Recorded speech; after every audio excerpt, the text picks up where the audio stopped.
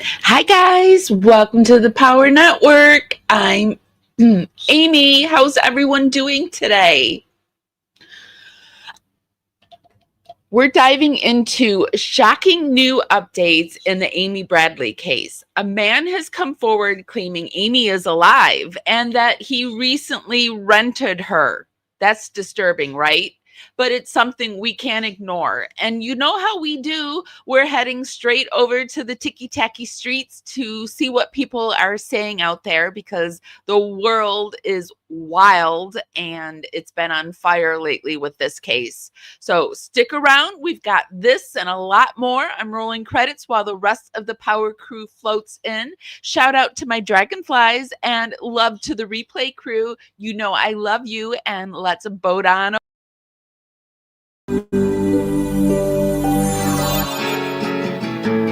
Carefully strumming this old guitar again. Words rolling out into our fire. If heaven had wings, I would steal them and fly away with you for a while. Hearing the essence of gratitude, your dreamy little smile on my lips. I miss my cue, but baby, I had you. Miss my cue, but I had you for that day. Essence of gratitude. It's so good to be back here with my Power crew. It's so good to see you. Today we're going to be talking about Amy Bradley. I did notice that there were some updates in the case, so I wanted to go ahead and talk about her. I hope everyone's having a good Thursday. Hi, Mally. When I used to do the Para Women radio way back in the day, like I think we were doing it like in 2008. We would do it on Thursday, and I always hated Thursdays, but I tried to turn it around and I would call it Thursday because Friday was the next day. But yeah, but Friday is almost here. It's almost the end of the day, so Friday is my favorite day of the week. So yay, Friday is almost here. And today we're talking about Amy Bradley. Tomorrow we will be doing Florida Woman Friday, per usual. I did see over, let me get my screen together. I did see over on Reddit, they have been talking about this new development about this man.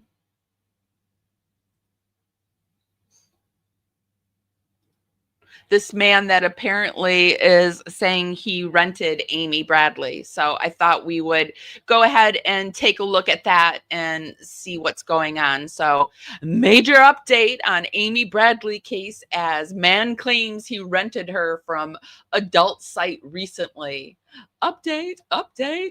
And today I want to tell you that we're coming to you live on YouTube, Facebook, and Instagram. So hi, everyone. If you could give us love from the platform you're viewing us on, helps us dance out into the algorithm. Party out there. Bring more people back to the party. It's just a free way to help me out, and it's really appreciated. You watched this over on Netflix? Yeah, it was a good one. The one that came after it was really good too, Unknown Number. I'm going to try to get into that one on Saturday. But yeah, Netflix is cranking them out, isn't it?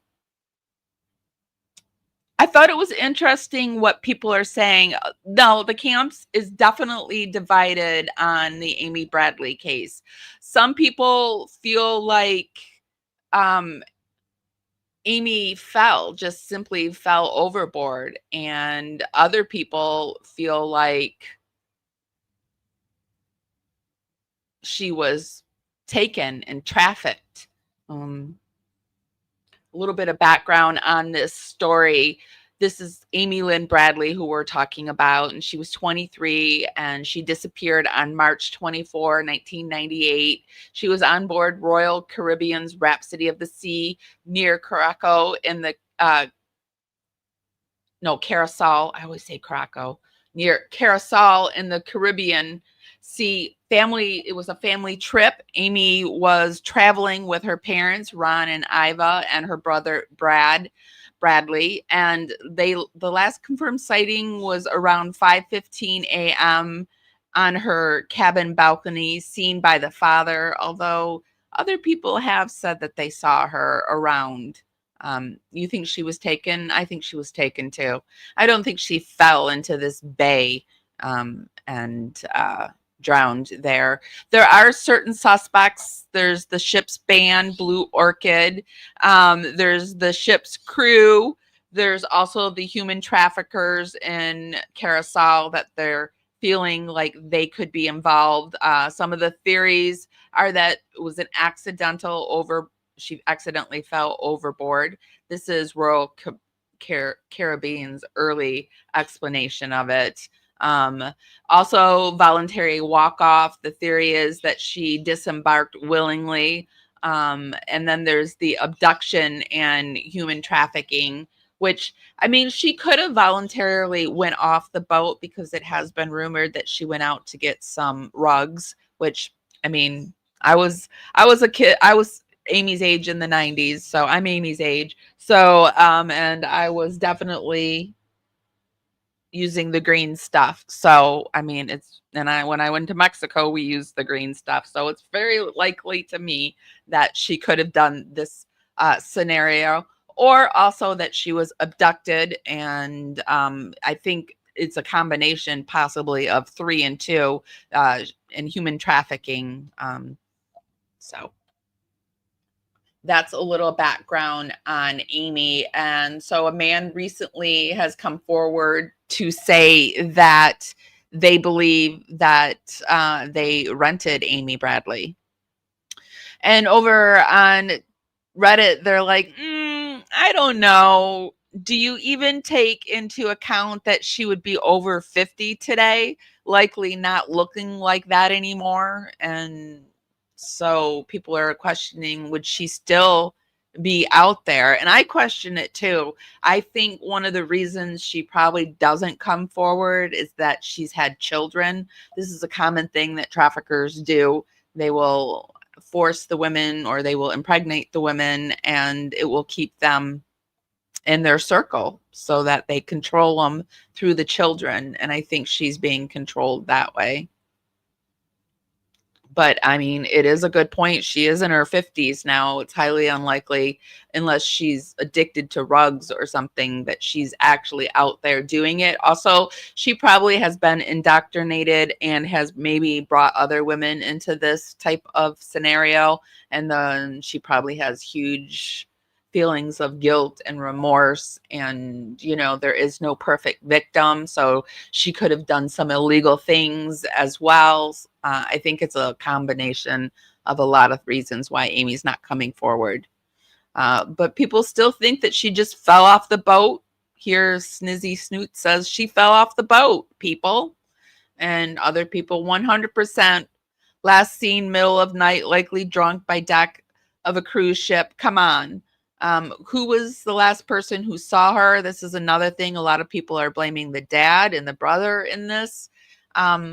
I only heard crazy theories about her falling off the boat. A random person pushed her off the balcony. She was trying to take a picture of the sunset and fell. She leaned over the boat too far to throw up, even though the bathroom was easily accessible. She ran, and also they made a big deal about her being afraid of heights, and she never went near the balcony or the railing, and which I thought was really weird, that if she was that afraid, why would she be sleeping outside on the balcony? Because the balconies were tiny and the railing was right there. But anyway, she was drunk by the time As her brother said, she was tipsy. He felt comfortable enough to leave her on the balcony to go to sleep, and her dad saw her sleeping 2.5 hours later. Also, giving the current and proximity to the boat, the conclusion was her body would have been recovered or washed up on shore because they were in a canal like area. It wasn't like it was the open sea. It was, a little canal. And also giving the current and proximity to the boat, the conclusion was her body would have been recovered or washed up on shore. So unless she randomly jumped and disappeared in thin air, I would wager she didn't fall off the boat. I'm sure falling off the boat in dry land doesn't make you turn into a missing person for years and years. At the time, the FBI said the woman was Amy, but the IP address for the website couldn't be found, so nothing more was done. Shit reporting of made up facts. And recently, she would nearly be 50 now. While a woman certainly can be beautiful while 50 and older, I'm not sure that normally happens in a trafficking ring. I'm not sure it does either. Agreed. This family is reaching, and it is strange to me how, but I just think it's living in white America that they did think Amy was so beautiful and that everybody wanted her on the ship. And I think they just went a little too far with that scenario. But I do think that Amy probably she seemed like she had a spark in her. And when people have sparks in them, other people seem to be attracted to that. And Amy seemed to be that kind of person that people were just like, they paid attention to her. So we're going to get into this idea that Amy Lynn Bradley, and this shocking claim that this man bought her recently. Be sure to give this live a thumbs up. Helps us dance out into the algorithm and party out there. It's a free way to help me out. And if you really, really like my content, why don't you share it? Thanks, guys. A shocking news. And what we do here is we don't typically watch everything in its entirety. I'll stop and start things. I'll speed it up. But I will put everything that we watch over in the YouTube show notes. I do this for fair play use and to cite our sources. Everything during this live is our research, our opinion. We encourage you to go out there and do it on your own. It's all for entertainment and educational purposes only. Claim has emerged in one of the world's most haunting mysteries. The disappearance of Amy Lynn Bradley. In 1998, Amy vanished from a Caribbean cruise ship, leaving behind no trace. For nearly 3 decades, the case has been surrounded by rumors, false leads, and endless heartbreak. But now, in 2025, a man has stepped forward with a disturbing story. He claims he recently encountered a woman who matched Amy's description, down to tattoos never revealed to the public. He insists she was... Sorry, guys, my internet's acting up. Let me see if I can close some things out and if it gets any better. I've been having internet issues recently. Held captive. Is this the breakthrough the world has been waiting for? Or just another cruel hoax in a 27-year nightmare? Amy Lynn Bradley was 23 years old, vibrant, athletic, and ready to start her new life. She boarded Royal Caribbean's Rhapsody of the Seas with her parents, Ron and Iva, and her younger brother, Brad. It was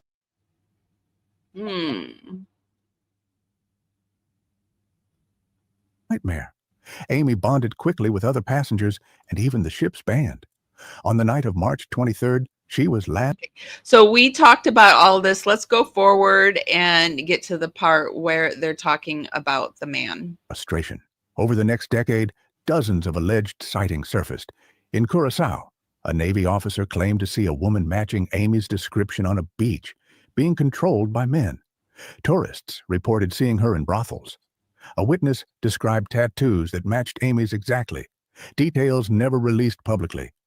Each time hope rose, it was crushed by uncertainty. Now, in 2025, a man has stepped forward. He claims he rented a woman for an evening who he believes was Amy Bradley. His testimony includes tattoos and scars that were never made public, details only Amy's family would recognize. This revelation has reignited the case. Police in Curacao are investigating.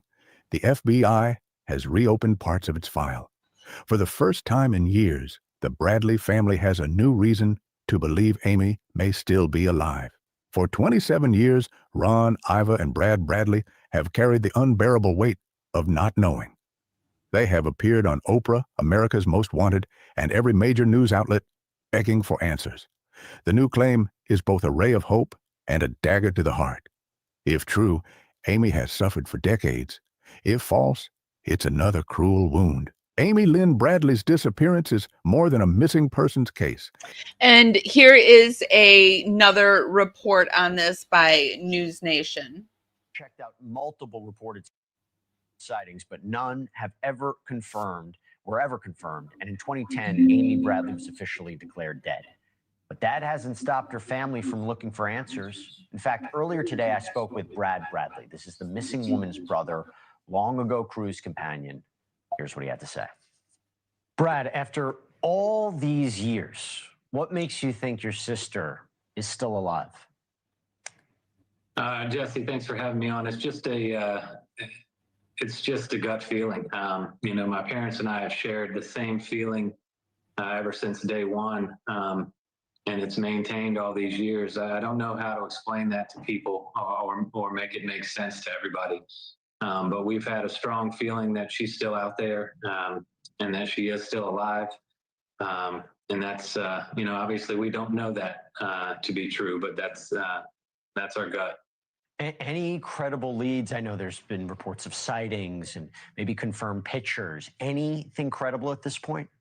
There are several credible leads that obviously I can't speak on now. I don't want to compromise the integrity of any investigations that are ongoing, but we do have a number of credible leads that we're working on and following up on to rule in or out as far as their significance. Do you believe Amy was a victim of human trafficking in any way? We do. You hear a lot of people online talk about, their opinion is that she jumped off or fell off. I can guarantee you those chances are zero.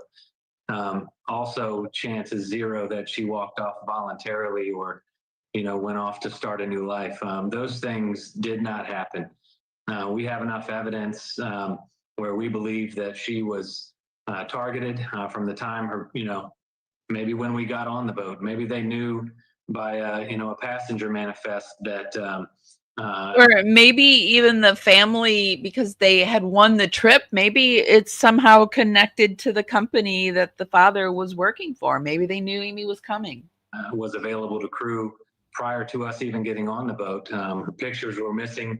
They were the only pictures missing in the photo gallery that night when my mom and her went to. And it was reported that Yellow, the Blue Orchid band member, had a suitcase full of pictures, and they weren't of Amy. They were of other white women. Get our formal pictures that are on the screen right now. And we believe she was targeted. We believe she was taken, and we believe she was removed from the ship. Either that morning or subsequently, perhaps on another island. But we believe strongly that she was taken off on Curacao.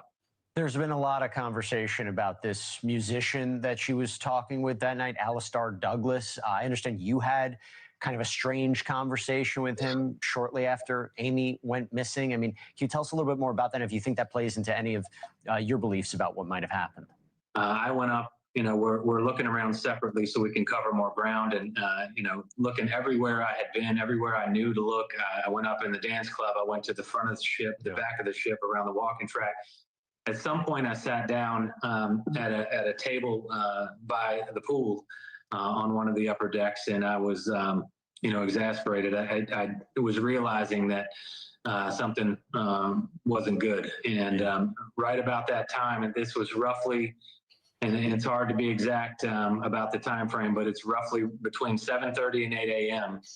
I had sat down for maybe 3 or 4 minutes, and Yellow walks up to my table alone and says, "Hey, man, I'm sorry to hear about your sister." Yeah. Now, at the time, it didn't register me right then, but there had been no announcements made. My parents had, it's documented in the security report, they reported her missing at the purser's desk for the second time at 7:35. Previously, my dad, on the way back to the room, the chief of security was in our hallway, just so happened, and he let him know that he was looking for his daughter. He didn't say Yellow's name, didn't say anything like that. But Yellow asked me, he's like, "Man, when was the last time you saw her? I left her at 3:30.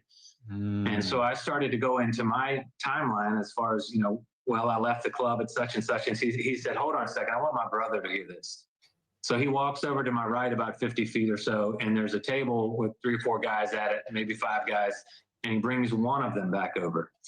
And he said, "Okay, go ahead." And so I continued to give them my timeline as far as when I got back to the room, when she got back to the room, what time I went to bed. And, later it struck me pretty hard that, I was giving them a clear timeline to get their story straight, potentially. Brad Bradley. That's a good point in hindsight. Keep the conversation going. We will do the same here. Thank you so much. So let's keep going. I did see an article that I wanted to take a look at, and it's from Lad Bible, and major Amy Bradley theory debunked as secret ex-work website photos discovered. So they go into the photos that we've all seen, these photos that they look just like Amy to me, but this website goes into it, and they put the photos on top of one another, and they talk about it, how they are debunking it.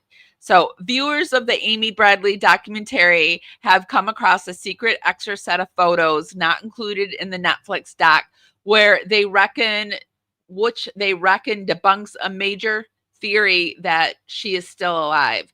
Amy disappeared off a Royal Caribbean cruise in 1998 and remains missing. One of the most popular is that she was kidnapped. One of the most popular theories is that she was kidnapped off the cruise ship and sold into human trafficking, supported by a set of photos found in 2005, 7 years after she disappeared. Now, I know the family really believes this is Amy. So, found on a worker website based out of the Caribbean, the woman in the photo shares a striking similarity to Amy. The FBI investigated the photos thoroughly with a forensic analysis, confirming the photos very possibly could be her.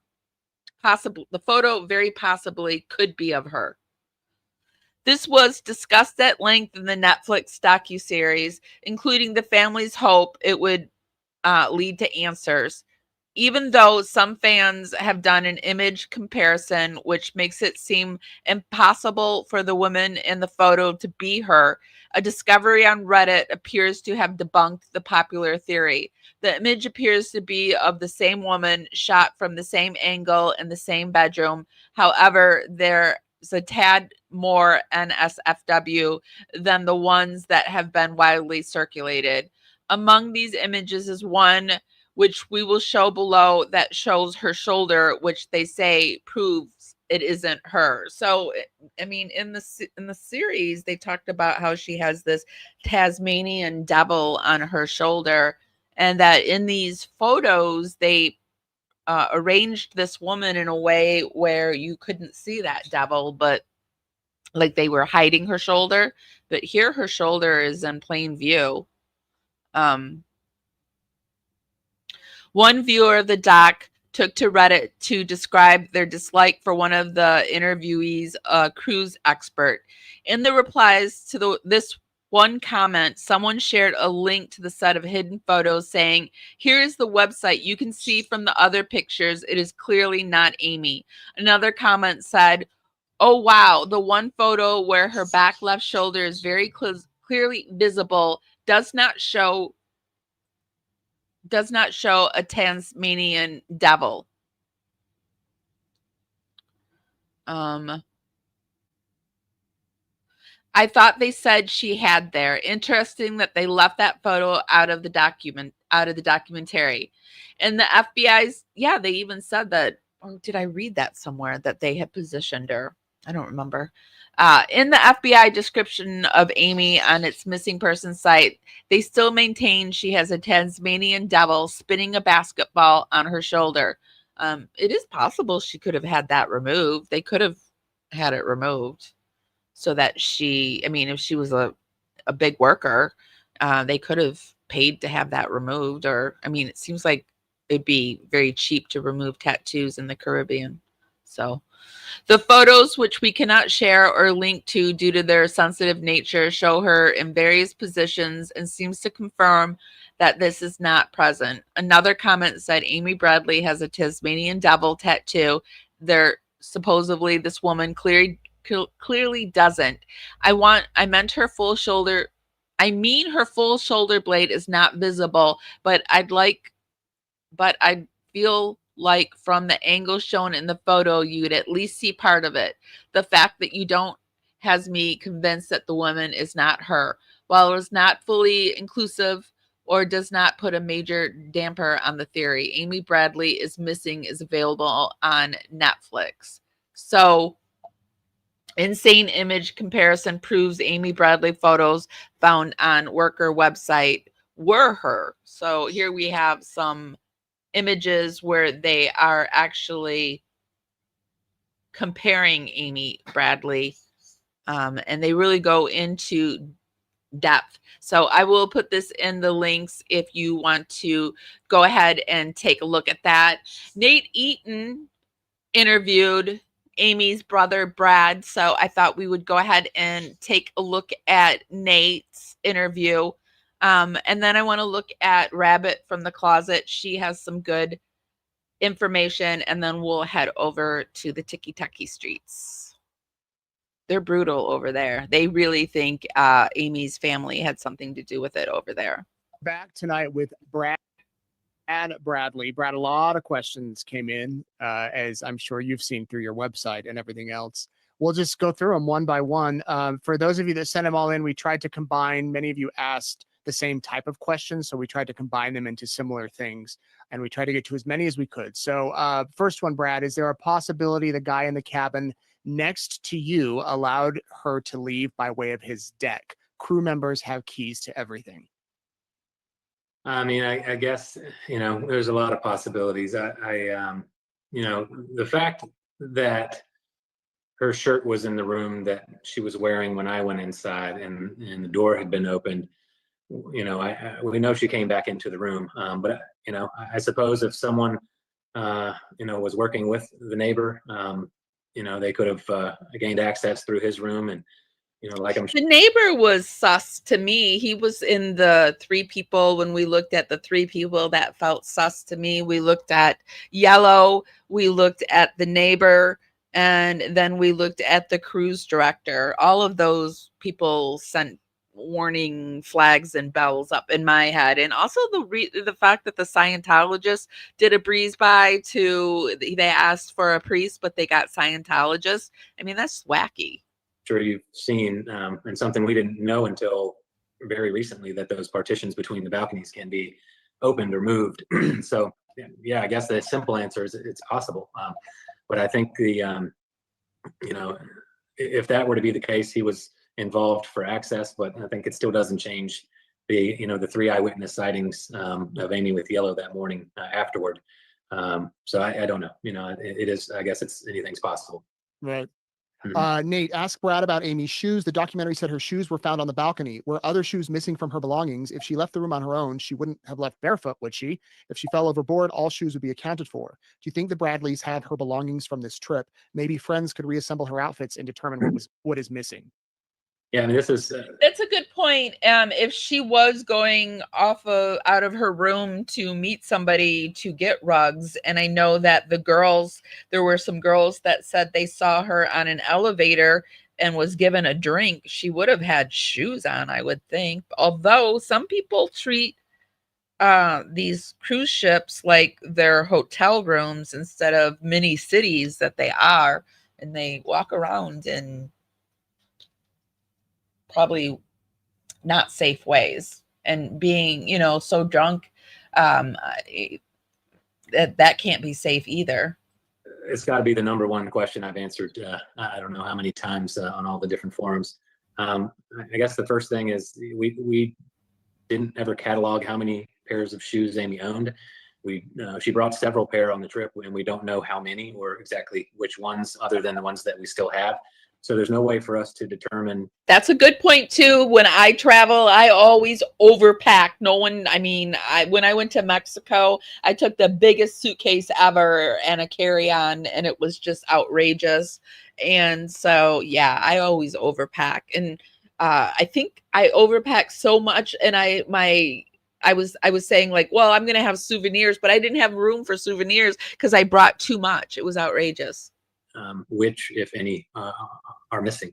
I don't know that it's a factual statement to say that she couldn't have been barefoot. The two eyewitnesses that saw her go up the elevator, I've spoken to them recently, and they said from their viewpoint, they couldn't see her feet. So there's no answer there. I think it's very likely she could have been barefoot and been like, hey, I'm going to run out and get this. If she wasn't going off the ship, let me run out and get this. Or, I'm going to go and hang out and do whatever for a few minutes and not put your shoes on. Because I have gone out into a hall. I haven't been on a cruise ship because cruising isn't for me. But like in hotels, I've gone out in my bare feet. I've gone out in my bare feet. So yeah, just run down to the hall to get something from the whatever, or have to run down to the lobby. Yeah, I've done it.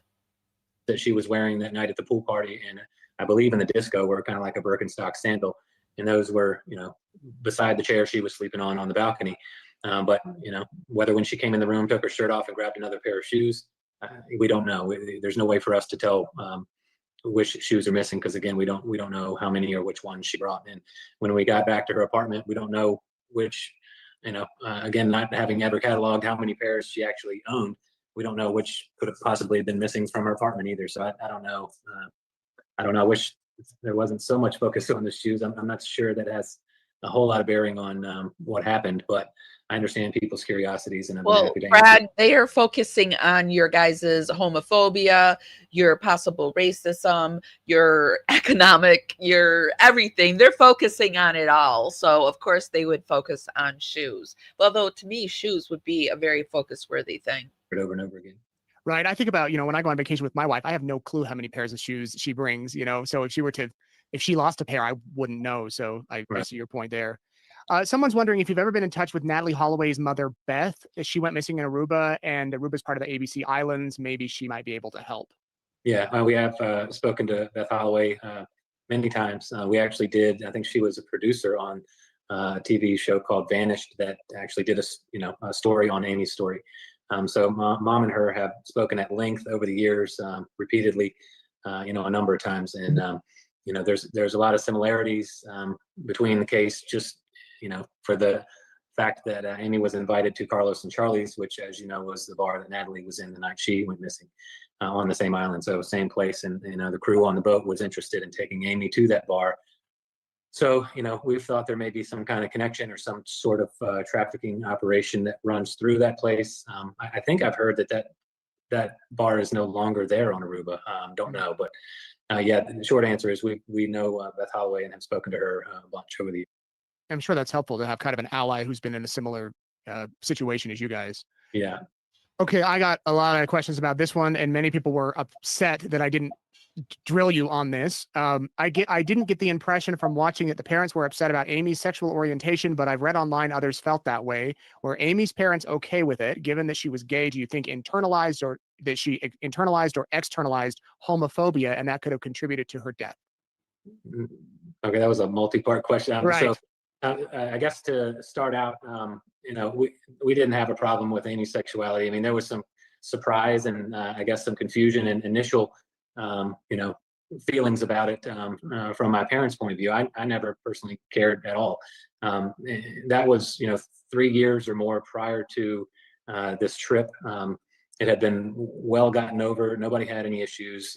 Any stories about any contention between Amy and myself or Amy and my parents is completely false.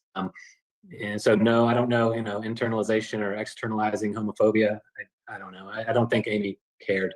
You know, we had her girlfriends over the house, spend the night. We had girlfriends go on trips, family vacations with us. You know, and like I told you before, I think Amy had a boyfriend at the time. So, yeah, it sounds to me like Amy was experimenting with her sexuality. And I had a friend in college that came out to her family as being bisexual. She had a girlfriend at the time, but the whole time I knew her, she was only with men, and she ended up marrying a man. And so I think that some women were exploring their sexuality, but Amy did give off like volleyball, soccer girl type vibes. So, I mean, to me, when I saw the case, I always thought that she, you know, I don't know if it's acceptable to talk about gaydar anymore, but I think it's a thing. And she just gave off those kind of like, oh, but to me, being bisexual or gay, it doesn't matter to me. I don't care what you do in your bedroom. The things that annoy me, that when it becomes like this fetish stuff, like the furry people kind of, that makes me feel real awkward. Like, I'm not gonna engage in pretending like you're a cat. Like, you could pretend you're a cat, but I'm not gonna pretend you're a cat. I'm gonna say what it is. You're a person pretending to be a cat, right? So that's the kind of stuff that makes me a little uncomfortable. But if you're doing it in behind doors in the bedroom, I really don't care, as long as nobody's getting hurt, right? you know, we loved Amy like we always did. And there was no issue there whatsoever. So people, you know, are going to think what they're going to think. But there was none of that crap going on. Let me follow up, Brad, because I've worked on these type of programs before where a producer will come and interview me about a crime story or something I've covered. And then when it goes to air, you can tell that they've left some stuff out, or they've played up other parts to make the story a little bit more juicy, a little bit more, I don't want to say sensational, but to keep viewers tuned in, where they'll play up a part that really they're playing it at a 7, but really it was like a 3 or a 2. Yeah. Would you say that's how you viewed the whole sexuality component to the Netflix docuseries? Yeah, I mean, I thought, we all thought it was irrelevant. I mean, her sexuality, in our opinion, you know, had nothing to do with her disappearance. And I think that the time spent on that show discussing those issues, and again, you know, they apparently interviewed her, the guy she was dating at the time, flew him out to Utah or wherever and interviewed him for 5 hours, completely excluded him from the story to paint a certain type of picture. And again, it was irrelevant. You know, whether she dated men or women or whatever, it had no bearing on what happened to her. And I think the time could have been better spent with some other pieces of evidence and information that weren't included in the show. But you know, that whole thing is upsetting, because obviously Amy can't speak for herself and tell everybody that, you know, we were as loving and as close a family as any, you know.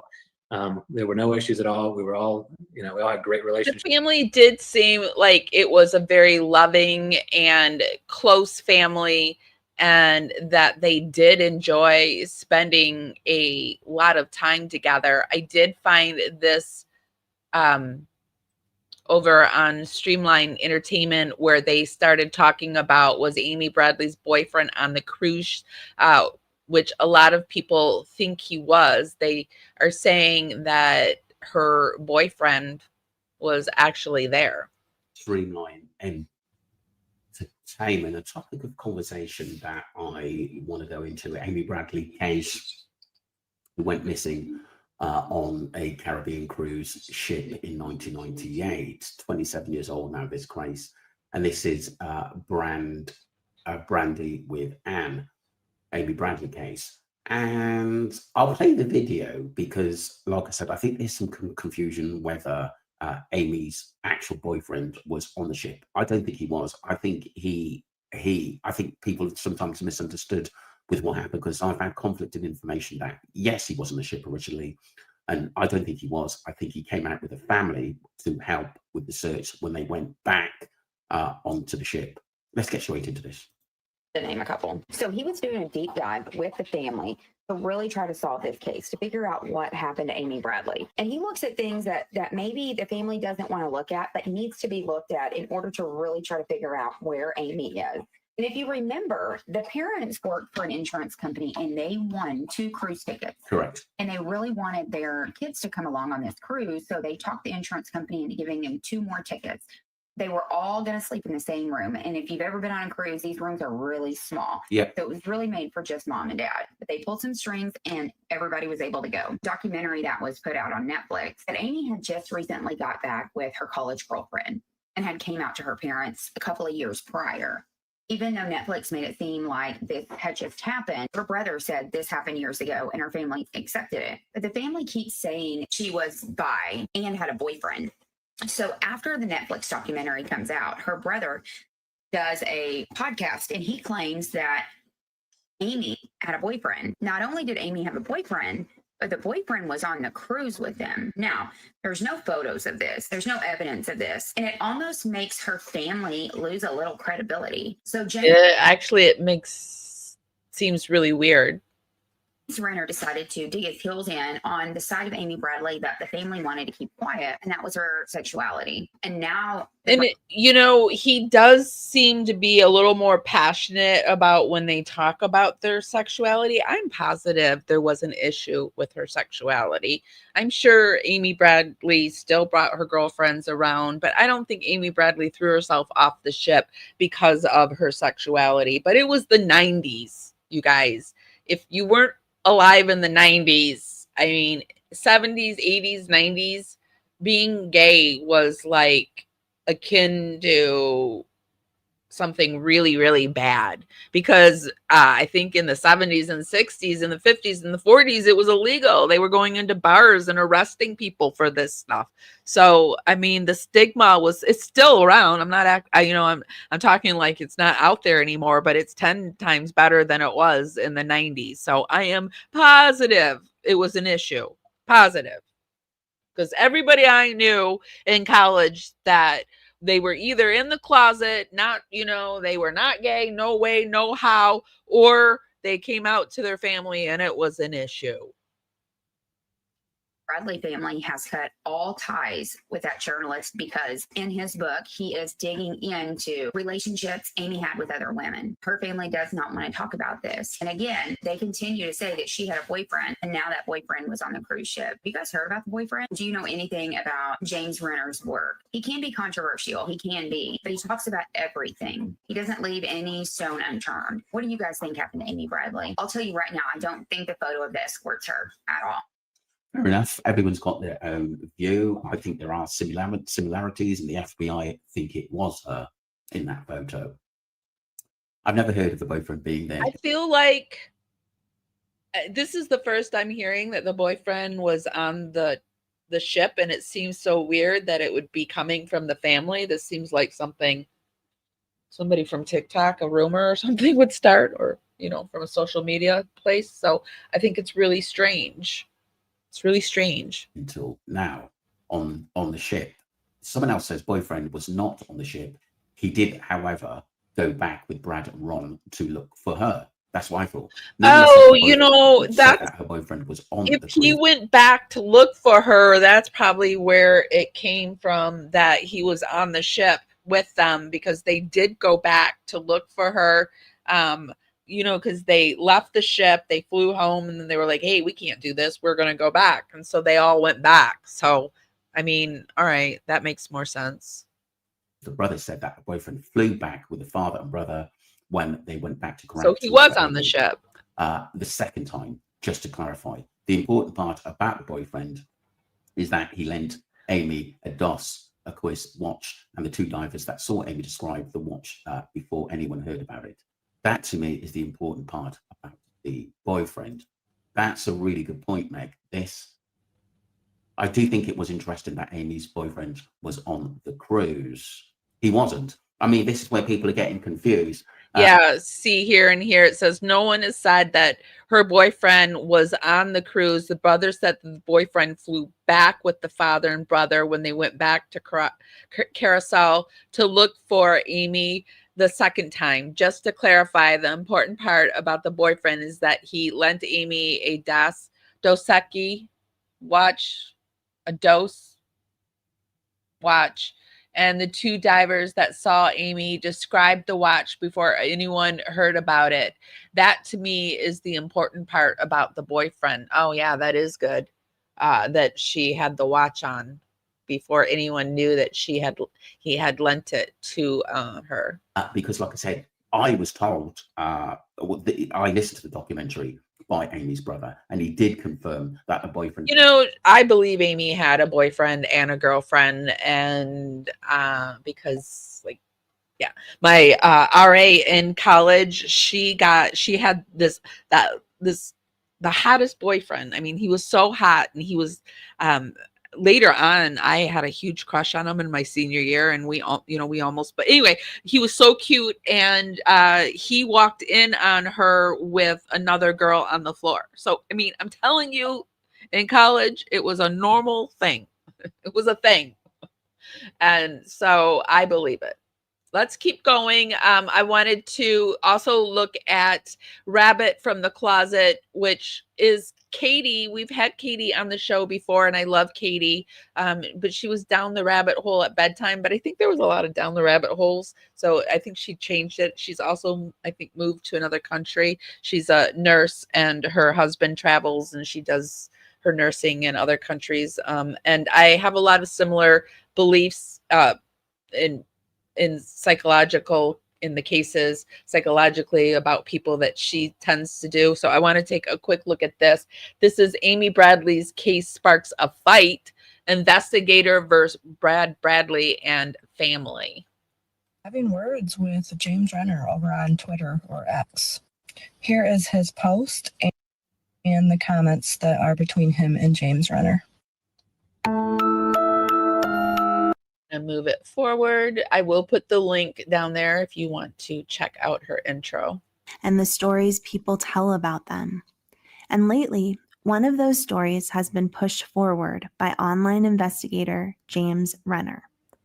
In his recent YouTube and TikTok videos, Renner has claimed there's a break between himself and the Bradley family. He frames it as if this break stems from him asking hard questions about Amy's sexuality, specifically whether she was gay or bisexual. The way Renner presents it, the family supposedly distanced themselves from him because he touched on a sensitive topic. But is that the real story? Or is this another case of the narrative being shaped to fit a theory? Amy's brother Brad has already spoken out online, saying the family was fully aware of and accepting of Amy's bisexuality, and that they did address it in interviews, though much of the footage was cut from the Netflix documentary. So why is Renner pushing the idea that this is a point of conflict? And what does it mean for the investigation when a high-profile online figure starts making it about family secrecy instead of the evidence that points to trafficking? Tonight, we're opening that closet door to look at James Renner's role in Amy's case, his claims about the family, and why Brad Bradley is so frustrated with how these narratives are being shaped online. I also knew going in there that I was going to have to talk about this little thing that I had uncovered about Amy being gay. And I mean, how is he uncovering it when we're all openly talking about it and have been openly talking about it? I had conversations with the documentary crew team, the showrunner and producer there, or researcher, two people from the show. And we had talked about how each of us were handling that information, because we knew it was critical and we knew it was dicey. And we both, I told them, here's how I'm going to handle it. I'm going to be as respectful as possible, but I have this interview with them. I have to bring it up because this might be my only time that I'm going to sit down with them. And their interview, they had a final interview lined up with Iva and Ron that was going to occur after my interview. So there was some nervousness there, and for good reason. But I went in, I wanted to get some background on Amy, and then I saved that discussion for the end. And I absolutely did that because my biggest fear was that by talking about Amy's sexuality, they would cut off contact. And so we had a lovely discussion about Amy. I learned a lot about her and her family and their background. And again, it was great. Iva made some pulled pork sandwiches that were the best pulled pork sandwiches I've ever had. She took me out into her backyard. She's got a flower bed there for Amy. They showed me her Miata that's still parked in the garage. It was lovely. And then eventually I had to bring up Amy's sexuality. And when I did, the air went out of the room. Iva told me that she thought it was not something that should be discussed, that it wasn't important to the case. But I also knew going in there that I was going to have to talk about this. So, James Renner, who's an online investigator, interviewed the Bradley family because he's actually busy writing a book about Amy's disappearance, and that's scheduled to come out in the summer of 2026. And during that interview, James asked the family about Amy's sexual preference. Renner says this appeared to make the Bradley family very uncomfortable. He suggests that the family wanted to avoid the subject, that they weren't ready to talk about Amy being gay or bisexual. But in opposition, Brad Bradley has this to say. Henry, as you know, said that your parents were unaccepting of Amy coming out as gay. I wanted to ask you, is that true? No, Amy came out to myself and my parents in 1995. So about 3 years prior to the cruise.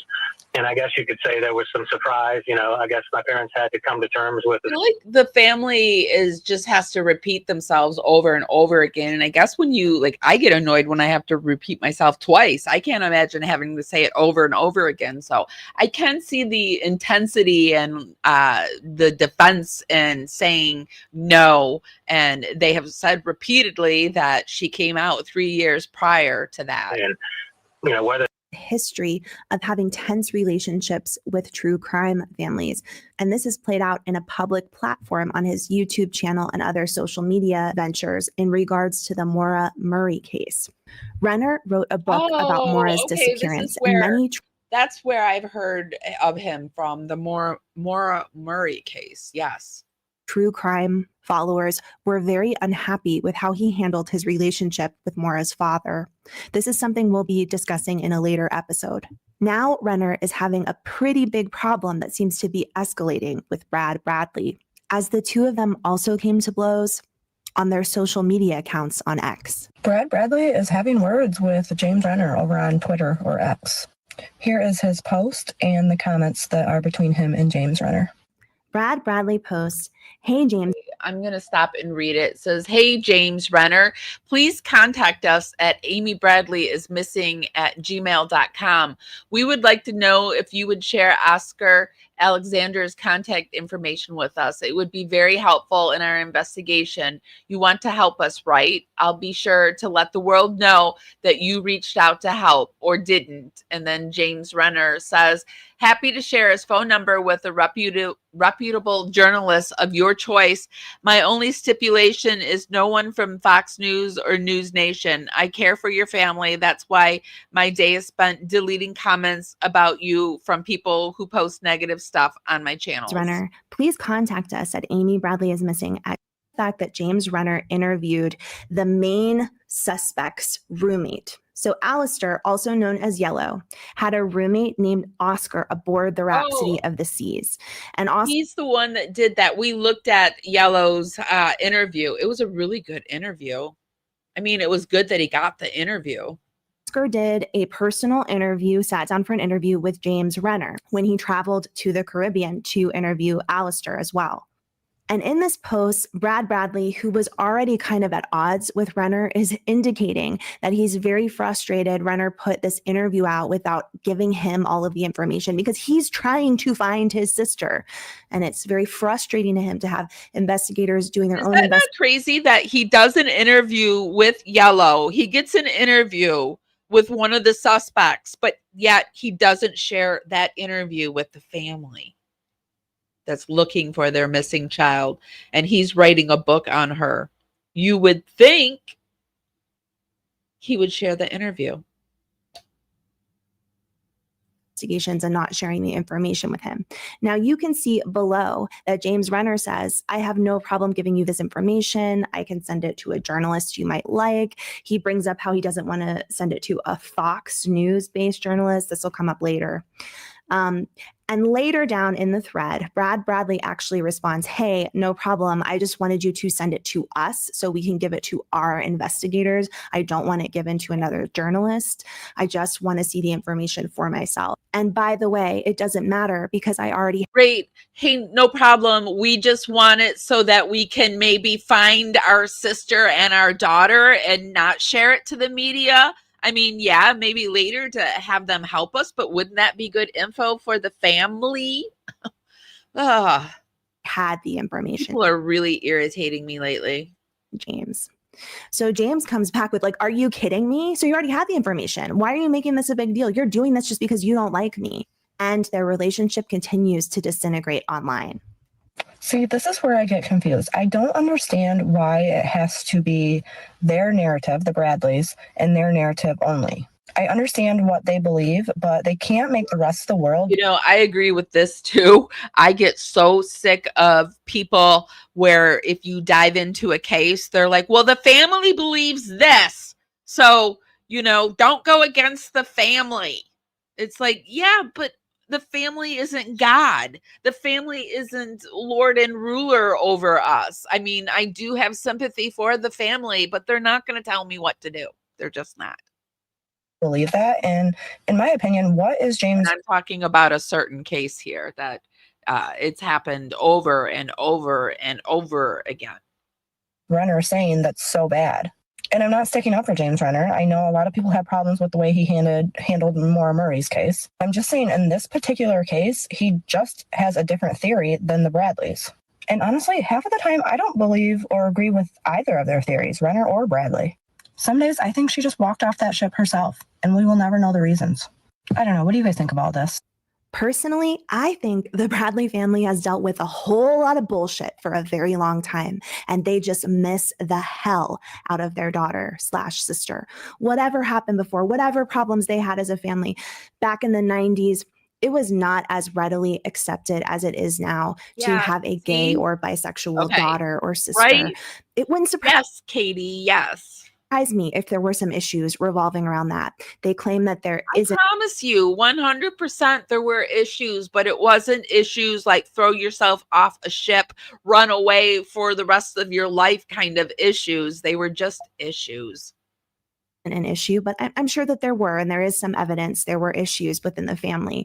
But still, when your daughter disappears and you don't see her for over 20 years, none of that is going to matter anymore. What matters is trying to find her, and they've been given a second opportunity, the biggest opportunity that's come around since the Unsolved Mystery days, and they want to grab it and take advantage of it in any way. They really should grab it and take advantage of it. And so I agree with what Katie's saying, and I did see this where Inside Edition is saying, is Amy Bradley's disappearance close to being solved? So let's take a look at that, and then we're going to go over to the tiki-taki streets, and I'll show you some more brutality over there. She's a young woman who disappeared on a cruise 28 years ago while vacationing with her family. Did she fall overboard in a tragic accident? Was she kidnapped and sold to a human trafficking ring? Les Trent says the mystery is now the subject of a major documentary on Netflix. Is the long-running mystery of Amy Bradley's disappearance close to being solved? A new Netflix documentary about the baffling case is triggering an avalanche of fresh tips. We've been contacted by thousands of people. 23-year-old Amy was on a Caribbean cruise with her brother and their parents in 1998. The three-part Netflix documentary, Amy Bradley is Missing, shows this footage of her having a great time dancing in the ship's nightclub. But she vanished without a trace as the boat was about to dock in the Caribbean island of Curacao. Her family raised the alarm, but a thorough search of the ship and the ocean proved fruitless. Did she inadvertently fall off? Did she commit suicide? Did something nefarious occur where she smuggled off the ship? That puzzle is extremely difficult to put together. Today, Amy's brother Brad tells me the family discounts the theory that she fell or jumped overboard. They assured us that if she was in the water, she would have been found, or at least something would have been found. The mystery is being fueled by reported sightings of Amy years after she disappeared. She has supposedly been seen in Curacao and in Barbados, giving rise to speculation that she may have been kidnapped by a ring of human traffickers. The FBI produced these age progression photos of what Amy may look like over the years. She would now be 51 years old. What has been sort of the working theory of your family about what happened to her? We've all shared a gut feeling that's never gone away, that she's still alive and she's still out there. And what we believe is that Amy was trafficked. If you could talk to your sister right now, what would you say to her? Amy, we've never stopped looking for you.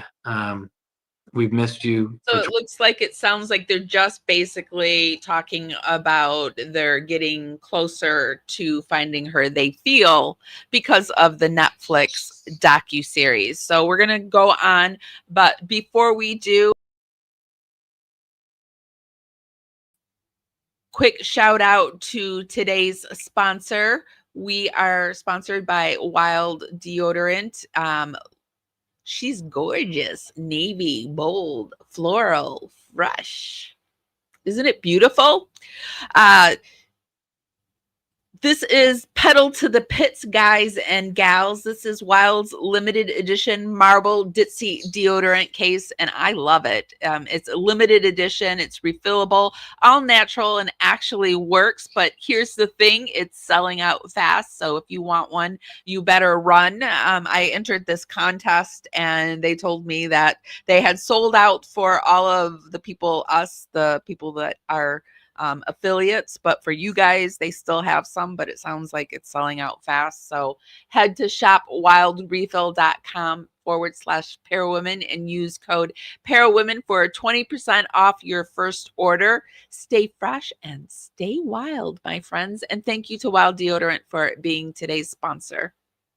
All right, so we're going to move on, and we're going to go over to, and I do have the links linked over on the chat, and I will have it down in the YouTube show notes if you want to click on the links and get the code and the link that way.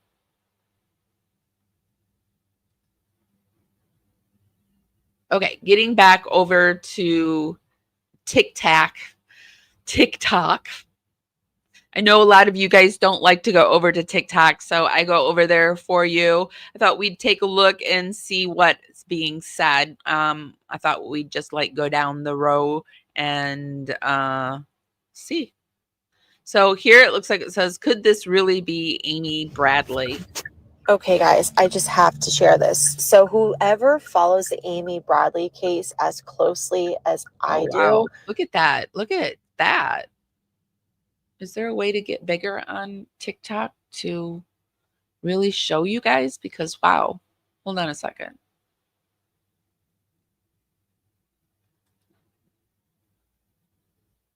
All right, let's see if you can see it better. You're going to be shook. So this video is circulating on Facebook right now in one of the Amy Bradley missing groups. And this lady, she just has such a striking resemblance to her. And look at the caption. Her name is even Amy. Like, that cannot be a coincidence. This video is from June 18th of 2023. You know, everybody does have a doppelganger, though. I have found a few of mine, and they have looked so much like me that we've played around, my doppelganger and I, and we would post each other's pictures on our timelines, and people would think that it was us, although she was way thinner than I was. I don't even know why, but anyway, so there are people out there, and I've had people say, I think I have a face that that's very common, and Amy has a very not common, but very well, yeah, maybe common is the word. Her chin line is very common. Posted on a karaoke in Barbados page. There's also another video of her. Actually, there's a few others with a different angle of her just sitting, eating. Here she is right here. Etc. And I don't know. She even just looks like her brother Brad. Like, it's crazy. I don't know. What do you guys think? Yeah, the family has I think Brad and Amy, now that well, Brad looks like Amy to me. Okay, guys, I just have to share this. Okay, so what do you guys think? I think it looks like Amy, but it can't be proof that it's Amy. Let's see what this one is. Cruise dark room parties that went too So far. this is probably the most. What happened to Amy Bradley? An account from a former cruise photographer around 1992 about what went on behind the scenes during dark room parties, late night crew behavior, and more. All statements reflect personal experiences and opinions. Yeah. Oh, okay. Let's look at this. Intense account that I've found so far on a cruise ship employee around 1992. He was a photographer, and this is what he had to say. You've got to check this out. Just know this is an abridged, cleaned up version, because trying to read the transcript, it's kind of messy, so I have cleaned it up, but take a listen. We were the people in the know who would go into the cutting room. We'd slam the door and yell, "Going dark," and you couldn't open that door. What's a darkroom party? We party for days. Every few minutes, someone would scream, "Going dark." We change a roll of paper, lights go back on, party starts again. If someone opens that door, no matter how drunk they were, they got into big trouble, because we would have to start a whole roll again. He's talking about photography here. The good thing about the darkroom was that it was pretty deep down below. Staff captain, security, nobody really went down there, and you weren't bothering employees or passengers with noise. So you could have a party there. It was a great spot. Some photographers brewed their own beer and kept it in the darkroom. That wasn't us, but I did hear about it. The chief photographer, the photo manager, showed us where he was brewing. It wouldn't surprise me if it wasn't just beer. I'd say the two most dangerous departments were the photographers and casino. If you got close to someone and started hanging out, it was trouble, that much drinking. As a purser, we started early and had to get up early, but photos and casino started late. So we'd start early, then move over to casino and photographers. You were in for a long night. And isn't it interesting that her photos went missing and that they're talking about these photo parties? You know, when I was a senior in high school, I worked at the hospital. They called us escorts. I don't know why they called us escorts, but we were the transport people that would move people around in the hospital. And a lot of they were kind of rougher kind of people who did this. And in the summers, a lot of them had worked over up in Mackinac Island, which is this island around Michigan that is like this wholesome place. They don't allow vehicles, you know, it's a touristy place. There's the Grand Hotel. People go there and eat fudge, and there's horses, and it's just very touristy and wholesome and family driven. But at night, when the tourists leave, there was a lot of rugs, I was told, and it was just party.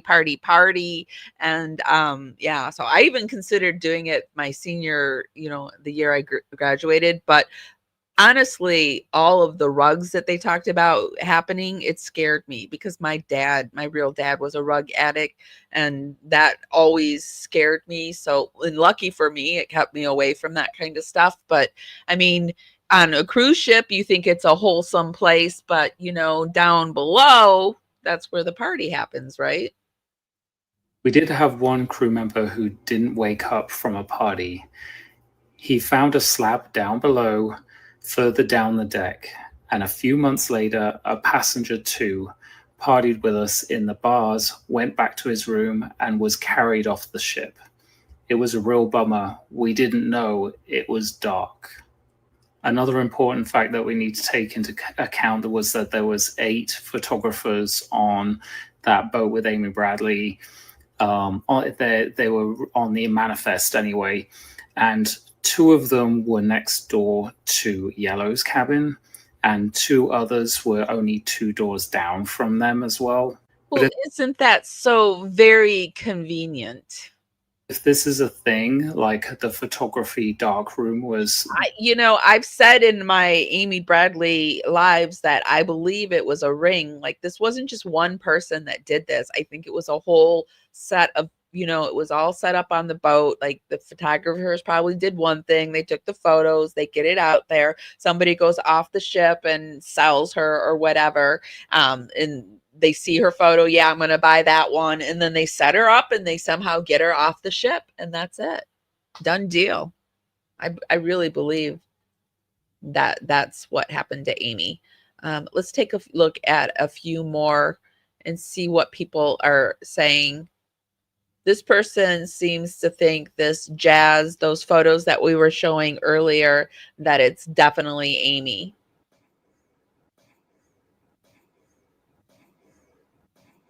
How I know Jazz is Amy.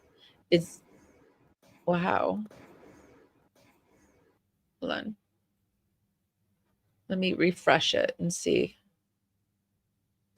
Hey, y'all, I want to take a minute to point something out. I know we've seen this picture over and over on TikTok. My post, for one. That was the name on the photo, Jazz, by the way. But one thing that confirms that this picture is Amy for me, and I've seen other people comment on it, but it was one of the first things I noticed. And I have recently reached out to Brad Bradley on TikTok, and he actually confirmed this for me. If you'll look at Amy's left eye in both pictures, stay with me here, because this is Amy. If you'll look at her left eye, you can see how it's not straight. It's the same way in the picture of Jazz. Yeah. It's called a strabismus. It does kind of wander off to the side there in both pictures. I'm sorry if I pronounced that wrong. Strabismus of the eyes. Sometimes it can get worse as you get older. All right, hear me out. So the forensic analysis from the FBI couldn't confirm that this is her, because you can't confirm it's her unless you actually get your hands on her, right? But he says it was Amy. I believe it's Amy. There is literally 4% of people in the United States that have a strabismus in their eyes. Jazz and Amy both do. You will not convince me that this is not the same person. I mean, it's a good point, and if it's truly only 4%, it really narrows it down. And just because this person might not have had a Tasmanian devil with a basketball, tattoos can be removed. So, and it seems to me like it would be worth it to, like I said, I think in the Caribbean, it would probably be cheaper to have tattoos removed, and it would just be cheaper to do that than to have to always position her a certain way so that it wasn't showing. Let's see what else people are seeing over here. Amy Bradley witness. Lori's story has changed. Lori, in the Amy Lynn Bradley case, gave a completely different statement at one point in time. Here it is. You can pause, screenshot it. I'm also going to read it to you. I can only read a couple lines of the top paragraph. It says something about going all the way up to the top. They got off at the nightclub and I looked away. This is Lori speaking. But here's the best part. About 15 minutes later, I saw Yellow walk around the boat by himself. He was on the opposite side of where I was sitting. He came from behind us and stopped to talk to us. I remember he asked us what we were doing laying out there at that time. I didn't talk to him. He talked to Crystal. I can't remember everything he said. He acted normal. Then this part doesn't change much. A few minutes later, we decided to go back to our room and go to bed. Crystal's mother, Anne, let us in the room. The time was between 5:30 and 6. I remember her asking us what we were doing out so late because it was almost 6. We got up that morning to go to Carousel. When we returned onto the boat, there were flyers in everyone's door. We read the paper. Then I started to think about what I had saw the previous night. The whole day, Crystal and I talked about it. I told her what I had saw because she didn't see everything. Later that night, we saw Crystal's Aunt Kay. We told her because we didn't know what we should do. She told us we should go to the purser's desk. And then there's some more after that I can't read. So if anybody can read that first paragraph, more of that first paragraph, or the last paragraph, please relay it to me. But guys, this is exactly why we say you can't trust eyewitnesses. According to Lori and Crystal, Yellow walked by them and kind of like shuffled by quickly and didn't stop and talk to him. And they found this alarming because he had talked to them so much before. But this is a completely different statement than this. He talked to them. And Lori had to fill Crystal in on what she saw because Crystal did not see everything. He acted normal. Honestly, this is so scary to me that somebody's statement changed like this. Why? Where did I find this? I watched Netflix and it was on the screen when Iva, was talking about the girls. I believe it's in the last episode, and they flashed this statement across the screen, and I decided to pause it and read it, and I'm so glad I did. Of course, let me know what you guys think below. Lori and the Amy. It doesn't sound like they're huge changes because they did say that when he passed by, he like greeted them, and to me it sounds like he passed by and maybe said a few words, but they did think it was weird that he didn't hit on him because he had been hitting on him all the previous day. But also, I mean, I don't know. He could have been tired. He could have been tired. Probably not, but could have been. Let's see what else people are doing. It looks like people are just finding Amy Bradley all over the place. So could this be Amy Bradley? This is very interesting that people are just throwing up pictures of people. See what Flawless Nina is saying. Does nothing seem wrong with this Amy Bradley case? Pay very close attention to this picture. I'm going to just break it down in another video based off of what I know about body language. This is another one. Does anyone think that this is odd at all? Please tell me I'm not the only one. This. No. Am I the only one? This one. This doesn't seem a little bit odd. Like something's a little bit off. Nothing seems wrong. And last but not least, this was a couple of months before Amy Bradley went missing. Does this not seem like there's something that this family is hiding? No. That the public... Actually, no. I mean, some families are loving like that. I know people that hug each other, and yeah, and they always said that this family was very loving, and yeah. No, I mean, yeah, no, I don't think it's that weird. But what do you guys think? Let's just look at a few more, and then we will wrap things up. Let's see. Ships disco. Despite Amy's initial bad... Amy Lynn Bradley went on a Caribbean cruise in 1998 and never came back, disappeared without a trace, missing photos, strange sightings, and chilling leads. Oh, wait, this just looks like an update. So let's keep going.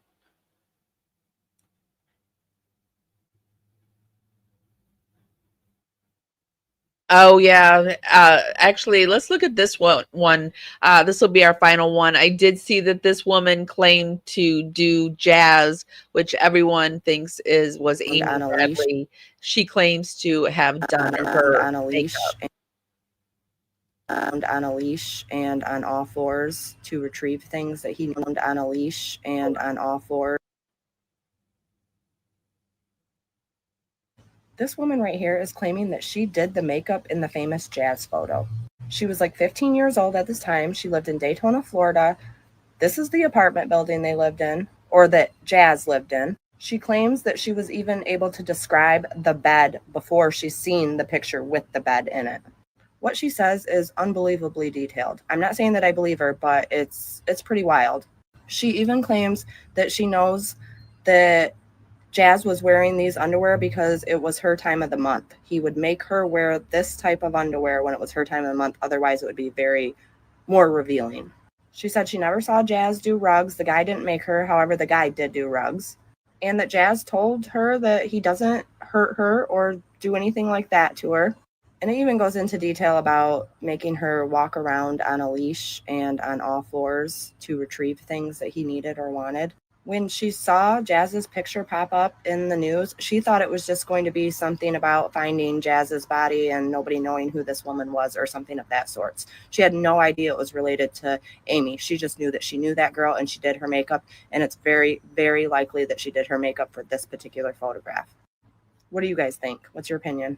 Oh, and I want to thank Angel Laura and War on Nothing for bringing this to my attention.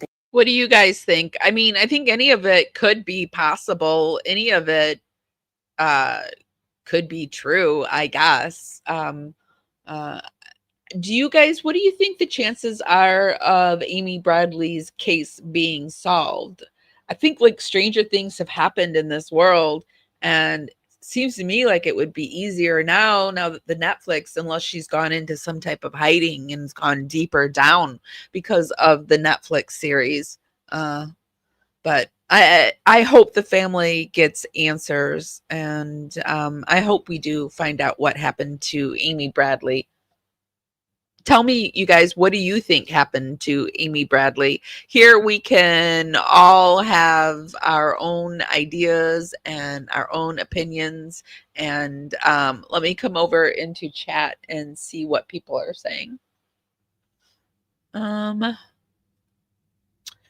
Ford Fun Fam says, wow, I remember Brad asking about the casino as well, and she'd met Caitlin, a dealer, I believe. Yeah. There was definitely more involved. It takes a few bad apples working together. I believe it was a whole ring of people that were networked together to put a little extra money in their pocket by selling human beings. I think she is now too old. I doubt she is still alive. There's that possibility too, but I think if she's not alive, it's because she was trafficked and was either, unalived or drugs or, committed acts. I still don't believe she fell off the boat, but I know some people do.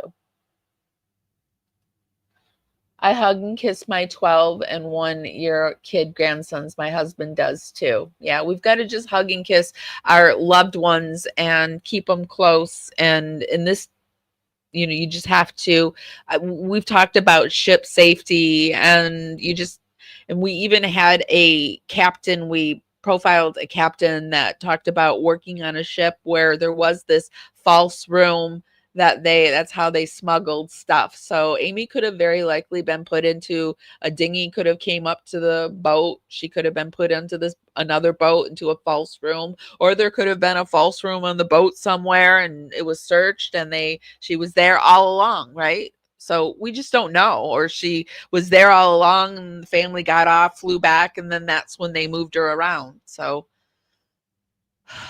I just hope that we figure it out someday. I really do. Thank you to Wild Deodorant for being our sponsor today. I really do love the Pedal to the Pits case that they have, and I can't wait to get mine. When I do, I'll show it to you guys. I do love Wild Deodorant. I'm a sweaty Betty, and it does help me quite a bit. So thank you to Wild. Use our code ParaWomen for 20% off your first order. Okay, guys, I'm going to go.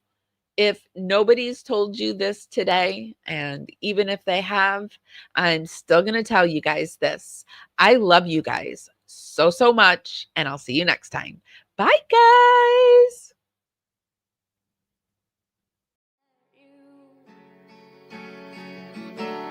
Miss my cue, but I had you for that day. Here in the blue, I'm falling deep into Be sure to give this live a thumbs up. Helps me go out into the algorithm party out there. Bring more people back to the party. It's just a free way to help me out. With you tonight, and it feels fine. Feels fine.